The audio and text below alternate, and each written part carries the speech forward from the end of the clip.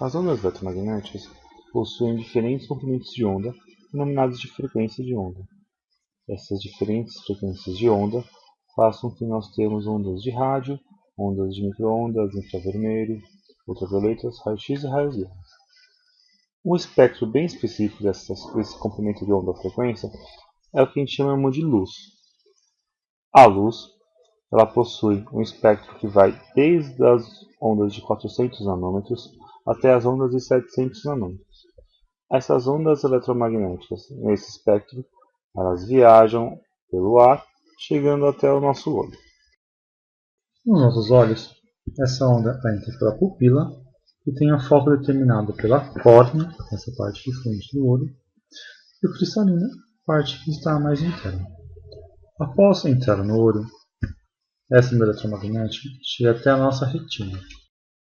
Na retina, a luz passa pelo nervo óptico e excita o que nós chamamos de fotorreceptores.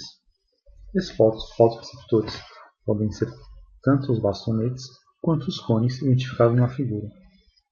Essa luz chega nesses fotorreceptores e transmite informação até o nervo óptico. A retina ela se encontra atrás do nervo óptico, essa parte em amarelo. Ela é dividida em duas partes, a retina periférica e a fóvea. A fóvea é o local onde a retina forma um ângulo zero com o olho.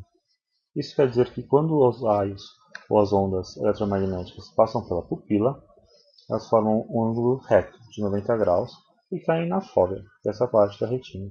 Na fóvea, há predominantemente cones. No ângulo zero da fóvea, não há nenhum tipo de bastonete. Na retina periférica, nós temos tantos cones quanto bastonetes. Porém, a quantidade maior é de bastonete. Esta região, onde se encontra o nervo óptico, ela não possui fotorreceptores. Nessa região, a gente determina de ponto cego, pois toda a luz que chega lá não é processada pelo nosso sistema nervoso. Como olhamos no gráfico novamente, os cones têm uma pequena porcentagem na retina periférica e os bastonetes uma alta concentração. A luz que chega na retina central ou na fóvea excita os cones, que excita as células bipolares, que por sua vez excita as células ganglionares que formam o nervo óptico. Retina periférica, a luz excita cones e bastonetes que se ligam às células bipolares e passam informação para as células ganglionares, formando o nervo óptico. Outro ponto importante a se considerar é a absorção de fótons pelo nosso olho. Os fótons são as menores unidades de luz.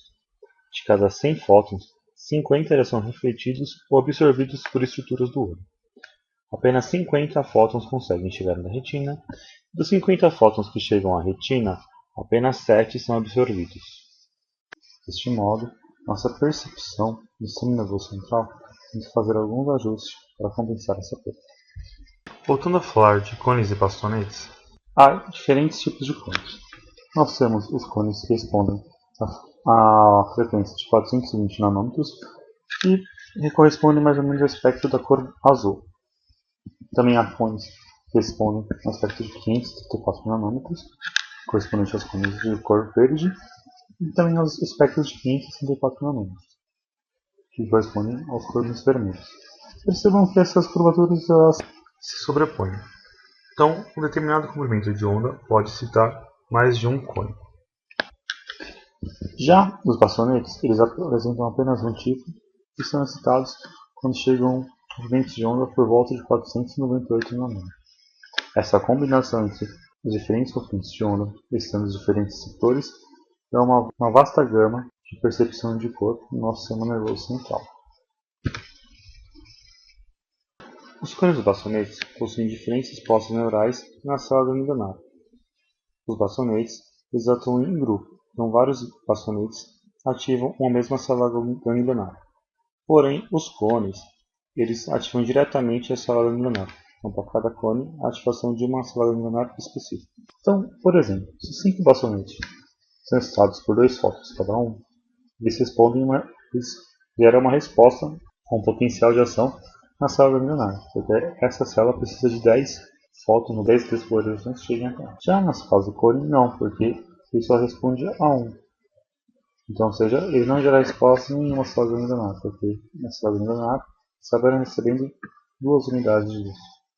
Com isso, os bastonetes são mais sensitíveis à luz do que os cones. Eles conseguem responder a menores quantidades de luz chegando nos fotorreceptores. Porém, os cones são mais específicos. Se esse bastonete da direita e o da esquerda forem excitados com 10 fótons cada um, eles vão excitar apenas uma célula ganglionar.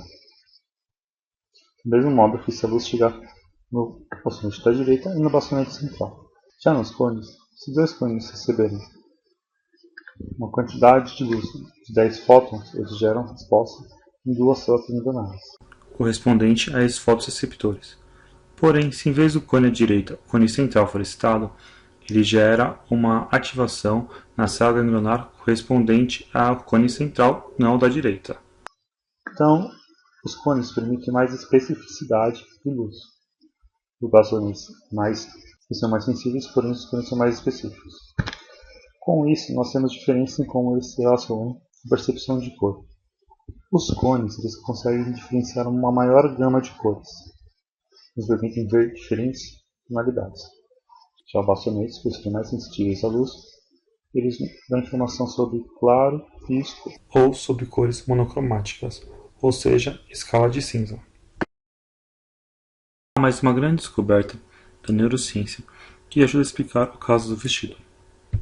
Preste atenção nessa figura. Se você olhar para ela, você vai ver que nas intersecções parece ser mais escuro do que nas setas. Isso se dá pelo que a gente chama de inibição lateral. A inibição lateral fala de campos receptivos e respostas de neurônios. Vendo aqui a figura, os campos receptivos 4, 3 e 5, eles excitam uma célula ganglionar. Porém, os campos receptivos adjacentes, eles fazem inibição lateral, fazem com que a taxa de disparo da célula ganglionar diminua, ou a excitação dela diminua. Preste atenção no gráfico. Então, se o campo receptivo 4 ele é estimulado, ele gera uma taxa de disparo 1 em B. Se o campo 3 e 5 ele é estimulado, ele aumenta a taxa de disparo, como vimos no gráfico. Porém, os campos receptivos adjacentes 2 e 6 são estimulados, eles fazem inibição lateral e a taxa de disparo em B diminui. Mesma coisa com os campos receptivos de 1 e 7. Se além dos 2 e 6, os campos receptivos 1 e 7 forem estimulados, diminui ainda mais a taxa de disparo em B. Preste atenção no exemplo que ficará um pouco mais claro. Temos nessa figura o campo receptivo A, D, B, E e C. Olharemos primeiro para o campo receptivo A. O campo receptivo A ele recebe inibição lateral de E, D, C e B, pois todos esses campos receptivos estão sendo iluminados com uma grande quantidade de luz, pela mesma frequência. Porém, no campo receptivo D, ele recebe inibição lateral de A e G. Já os campos receptivos FH possuem uma inibição lateral menor, porque eles têm menos quantidade de luz, ou a frequência menor. Isso faz com que nós percebamos o campo receptivo A mais escuro que o campo receptivo D, pois o campo receptivo D possui uma menor inibição lateral. Olhe para um próximo exemplo. Temos 2 quadros, um à esquerda e um à direita. O quadrado da esquerda parece mais escuro que o quadrado da direita. Porém, ambos têm a mesma frequência de cor. O que acontece é que a inibição lateral no quadro à esquerda é maior, porque os campos receptivos adjacentes estão fazendo uma inibição lateral maior do que os campos receptivos à direita.